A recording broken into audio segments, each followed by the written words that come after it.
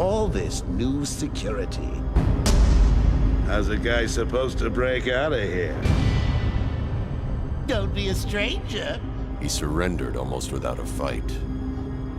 I don't like it. For so long, I've heard of raving reviews and critical praise of Batman Arkham Asylum, and I am glad to say that I have finally experienced what everyone is talking about. But do I give in to the acclaim this game has received? Man, who am I kidding? I love this game. Now let's get this party started!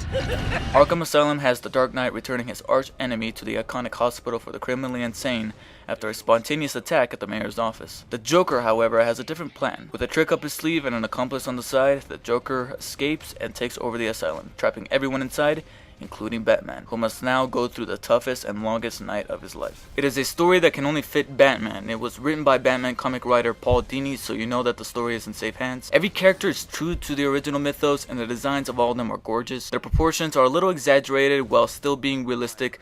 Let that sink in for a while, but they're very fluid, and the voice work is superb with Kevin Conroy as Batman and Mark Hamill as the Joker stealing the show. And Arkham Asylum itself is a character with great atmosphere and art design that felt like it came right out of the comics. It'll take a few good hours to explore this place, and it's a surprise when you remember that this is simply just an island, and it's massive. My only little nitpick would have to be that occasionally you'll find typical bugs like weird googly eyes on the talking in-game character models, or a henchman's arm bending in a weird way whenever he goes flailing into the ground after Batman takes him out. But you know, the typical stuff that you find in almost every single video game. This leads us into gameplay. There are a total of 3 forms of gameplay in this game: combat, stealth, and exploration. Exploration is pretty straightforward. It's simply getting from point A to point B throughout the asylum by following clues, using detective mode to pick up trails, getting helpful hints from the Oracle via a communication device, etc, etc. Combat 2 is what it sounds, which is whenever Batman must use his brawn to take out enemies that will try to hold him back. At first glance, the combat system looks pretty simple and possibly easy. I mean, one button performs most of the punches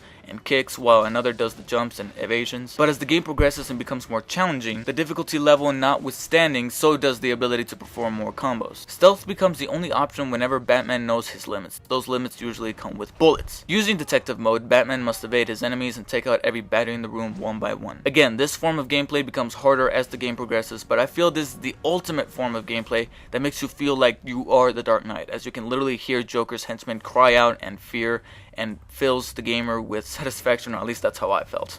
Taking part in all of these forms of gameplay are a variety of gadgets and weaponry, such as the batarang or the grappling hook, and every time you take out enemies or complete a certain achievement or solve one of the Riddler's riddles, as well as collecting his trophies, you gain experience points, which when you gain enough, you are able to use them to purchase upgrades. These upgrades could be used on gadgets, new maneuvers, or to perform more combos during combat. My only real complaint is that it's too short.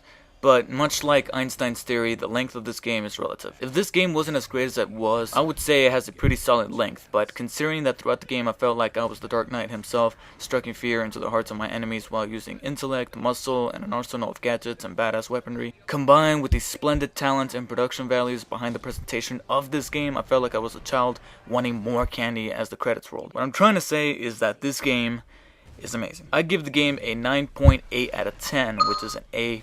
Now before I wrap up, I do want to comment on some things. I got the Game of the Year edition, which not only comes with 4 extra challenge maps and lets you play as the Joker, but also enables you to play the game in 3D. Unfortunately, I got the Greatest Hits version of the Game of the Year edition, so mine did not come with the pair of glasses that the original Game of the Year edition did, so the 3D becomes pointless. Luckily, it could be turned off. The 4 extra challenge maps feel the same as the others that come with the game from the beginning, which are mostly either beat 'em up missions in which you must survive wave after wave of enemies, or stealth missions in which you must take out each armed henchman one by one. So there isn't a great payoff there, but playing as the Joker is the true delight. While it is a little difficult not having Batman's grappling hook, Joker is exceptional at hand-to-hand combat and has his own style of fighting that is just joyous to execute and watch. However, I would have loved to have seen a story-based mission built around the Joker while being able to play as him rather than to just use him in even more challenge maps. Hopefully there will be a better payoff in the Game of the Year edition of Arkham City, which so far seems to be the case, so it's a good thing I waited.